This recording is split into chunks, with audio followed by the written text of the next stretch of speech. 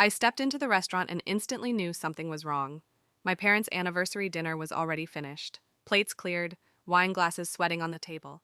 The kind of quiet that comes after money has been spent. My mom looked up and smiled that soft smile she uses when she's about to ask for something. "Oh, you're late," she said lightly. Then, like it was a joke we'd all rehearsed, she added, "You don't mind covering the bill, right?"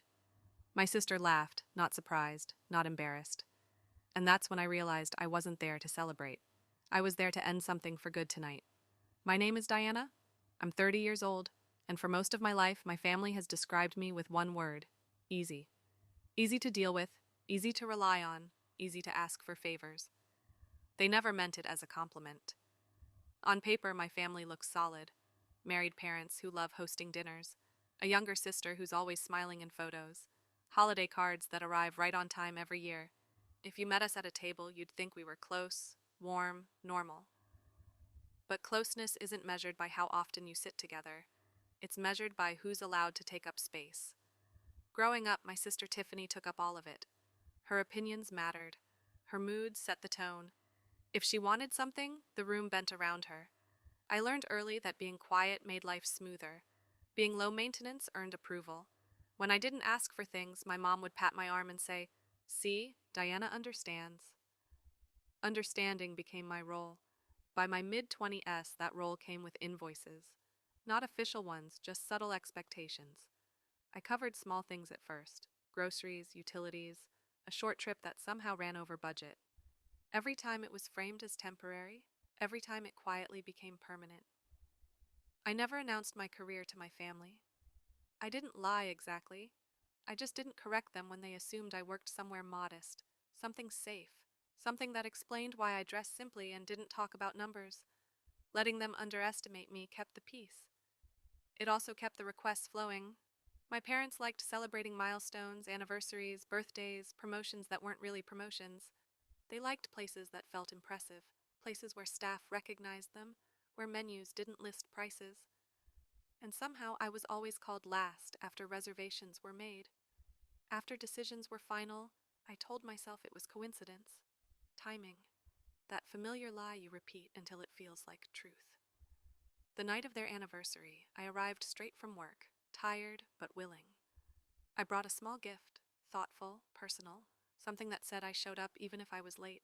But as I stood there looking at empty plates and relaxed smiles, I felt that old tightening in my chest, the one that whispered, "You already know how this ends." I watched my mother's eyes flick briefly to the check folder, watched my father lean back satisfied, watched my sister scroll on her phone completely unbothered. They weren't waiting for me to join them, they were waiting for me to perform. And for the first time, instead of shrinking into that familiar role, I wondered what would happen if I didn't play it anymore. I slid into the chair they'd left for me, the only one without a jacket draped over the back. The table still smelled like butter and wine, rich and finished. My mom reached for her water glass and sighed the way people do when a performance has wrapped successfully. "You should have been here earlier," she said, not accusing, just stating a fact. "The service was amazing." My dad nodded already, loosening his collar. "You missed the best part." Tiffany didn't even look up from her phone. "We saved you dessert," she said, then laughed softly. "Well, sort of." A server approached with the leather check folder and placed it neatly in the center of the table. No one touched it. No one needed to. It just sat there waiting for me. My mom tilted her head again. "You don't mind taking care of this, right? We figured since you're working so much lately." She let the sentence trail off like generosity was implied, like this was a shared understanding between adults. Tiffany finally looked up her eyes, flicking from the check to my face. "Relax," she said. "You're always good at handling stuff like this." Then she smiled, amused, still clueless as ever. That word landed harder than I expected. I glanced around the table. My dad avoided my eyes. My mom's smile didn't move. Tiffany had already gone back to her screen, and suddenly something shifted. Not anger, not yet, just clarity. I replayed the past year in my head. The last-minute dinner invites, the texts that always came after reservations were made, the way I was never asked what worked for me, only informed. I thought about how tonight's invite had come with no time, just a place. We're already here, my mom had said. Join us when you can, when you can. I looked at the plates again, completely clean. No crumbs, no hesitation. They hadn't been waiting for me to eat. They'd been waiting for me to arrive. I realized then that this wasn't about celebration or family or even money.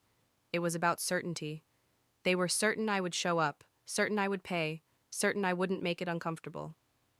That certainty had taken years to build, layer by layer, every time I stayed quiet to keep things smooth. The check folder felt heavier just sitting there.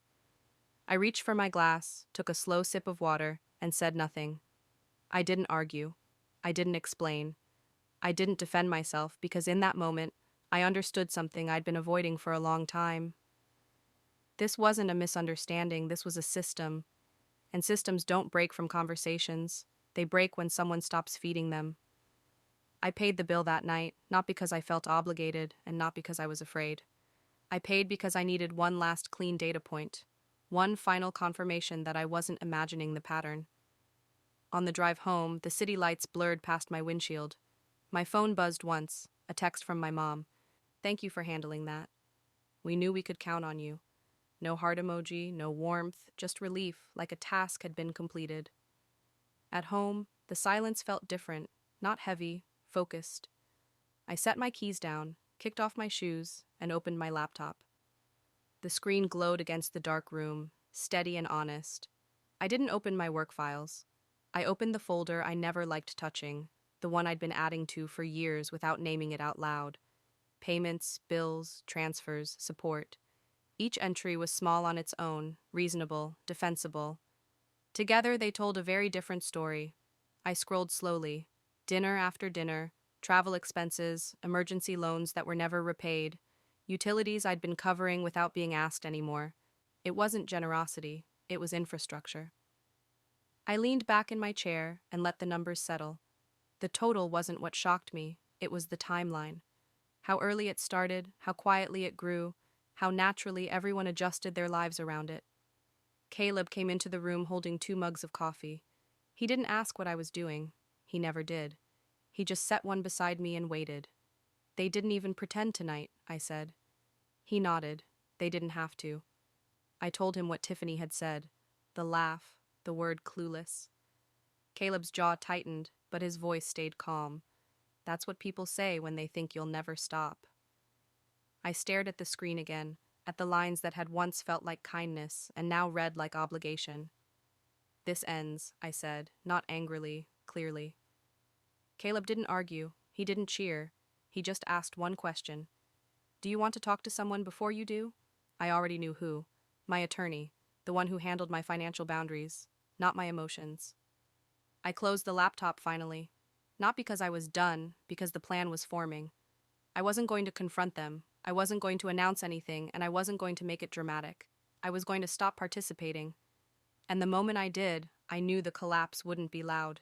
It would be immediate. I didn't announce anything to my family. I didn't send a long message. I didn't hint. I let routine do what it always did. Carry them forward under the assumption that I would show up and clean up afterward. 2 weeks later, my mom texted me about dinner. Same restaurant, same tone, anniversary makeup. We should all be together. No question mark, no time, just a place. I said yes. When I arrived that night, nothing had changed. The lighting was warm. The hostess smiled like she remembered us. My parents were already seated. Tiffany was mid-story, waving her hands dramatically while her boyfriend nodded like everything she said was fascinating. They didn't stop talking when I sat down. My mom reached for my arm briefly. There you are, she said. We went ahead and ordered. You know how long menus take. I smiled. Not tight, not fake, calm. Dinner unfolded the same way it always did. Plates rotated in and out. Bottles appeared without anyone asking about price. My dad laughed louder after his second drink. Tiffany checked her phone between bites, occasionally angling it just right for photos. No one asked what I wanted. I noticed everything. The way my mom leaned back, satisfied. The way my dad didn't even glance at the menu. The way Tiffany ordered something to share and slid the plate closer to herself. It was choreography perfectly rehearsed. Halfway through the meal, my mom said casually, "Oh, did you ever hear back about that other thing?" I knew what she meant. Another expense, another assumption. Not yet, I said. She nodded, unconcerned. Well, we'll talk later. Later. Later? That word used to make my stomach tighten. Tonight it didn't. When dessert plates arrived, I caught the server's eye and nodded slightly. She hesitated, then placed the check folder at the edge of the table. Same place, same silence. No one moved. My mom glanced at it, then at me. Whenever you're ready, she said gently. I didn't reach for it. Instead, I stood up. I'm going to grab the manager for a moment, I said. The table froze. Tiffany blinked. Why, I have a question, I said, still calm. The manager came over quickly. Polite, professional. I lowered my voice just enough that the table couldn't hear everything, but enough that they knew something was happening. Hi, I said. I just wanted to confirm something about the account arrangements tied to this table. The manager nodded and checked his tablet. His expression shifted slightly, not alarmed, just attentive. Yes, he said. It looks like previous authorizations are no longer active. My mom sat up straighter. What does that mean? The manager glanced between us. It means we'll need a payment method from the party tonight. Silence landed hard. My dad cleared his throat. There's usually no issue. I understand, the manager said kindly, but tonight there's no account on file. My mom looked at me, really looked. Her smile faded. Diana. I met her gaze. I won't be covering dinner tonight. Tiffany laughed once, sharp and disbelieving. Okay, very funny. I'm serious, I said. My dad frowned. What's going on? I sat back down, folded my hands in my lap. What's going on is that I've been paying for more than meals for a long time and I'm done. My mom's voice dropped. You're doing this here. I'm not doing anything I said. I'm just not doing what you expected. Tiffany scoffed. So, you're just going to embarrass us? I looked at her. You weren't embarrassed when you laughed at me last time. Her mouth opened, then closed. My dad leaned forward. This is family. You don't just stop helping without talking about it. I've been talking, I said. You just didn't listen. The manager shifted uncomfortably. I turned to him. We'll need separate checks. My mom inhaled sharply. Separate? Yes, I said. Mine and yours. The manager nodded and stepped away. My mom's face flushed. You can't do this. I can, I said. And I am. Tiffany pushed her chair back. This is unbelievable. After everything we've done for you, I almost laughed. Not out of cruelty, out of clarity. What you've done, I said slowly, is teach me that love comes with an invoice, and I don't accept that anymore. My dad shook his head. You think you're teaching us a lesson? No, I said, I'm teaching myself one. The checks came back, one slim folder, one thick stack. My mom stared at it like it was written in another language. I don't have my card, she said automatically. I know, I said. Tiffany whispered something to her boyfriend. He stood up awkwardly. I need to take this call, he muttered already, walking away. My mom's hands trembled as she opened her purse. My dad reached for his wallet, then hesitated. For the first time, they looked unsure, not angry, not indignant, unprepared. The manager waited patiently. My mom looked up at me, eyes sharp now. You're enjoying this. I'm not, I said honestly. I'm finished. She searched my face for guilt, for softness, for the daughter who would fix it. She didn't find her. They paid slowly, uncomfortably, with questions they didn't like the answers to. I paid my share and stood up. As I walked away, my mom said my name. Not sharply, not sweetly, just uncertain. I didn't turn around. Outside, the air felt cooler, lighter. I knew this wasn't the end.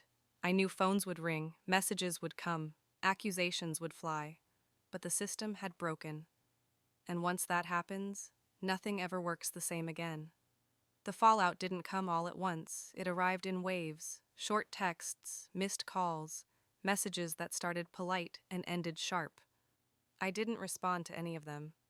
Not out of spite, out of certainty. Without my quiet support, things shifted fast. Dinners got smaller, plans were suddenly postponed. The confidence my parents wore so easily began to crack. Not dramatically, just enough to notice. Tiffany stopped posting photos from places that required reservations. Her boyfriend disappeared. From family conversations entirely. No one apologized. I didn't expect them to. What surprised me was how little guilt I felt. I had imagined this moment for years, thinking it would hurt more, that I would mourn something. Instead, I felt steady, like I'd finally set down a weight I'd been carrying without realizing how heavy it was. At home, life felt quieter in a good way. Caleb and I ate dinner without rushing. We talked about work, about plans that didn't involve anyone else's expectations. For the first time, my time felt like it belonged to me. I didn't cut my family off, I just stopped cushioning their lives. I stopped smoothing edges and paying over consequences. If they reached out, I answered honestly. If they asked for help, I said no without explaining. And something strange happened. The world didn't collapse. I didn't become cruel. I became clear. The restaurant incident faded into memory, but the lesson didn't. Boundaries aren't walls. They're doors you choose when to open. And once you close one that's been draining you for years, the silence on the other side isn't loneliness, it's peace. If you've ever been the one who always shows up, always pays, always fixes what no one else wants to face, I want you to hear this. You're not selfish for stopping. You're not cruel for choosing yourself. You're allowed to set boundaries even with family. If this story felt familiar, share your thoughts in the comments and subscribe so you don't miss the next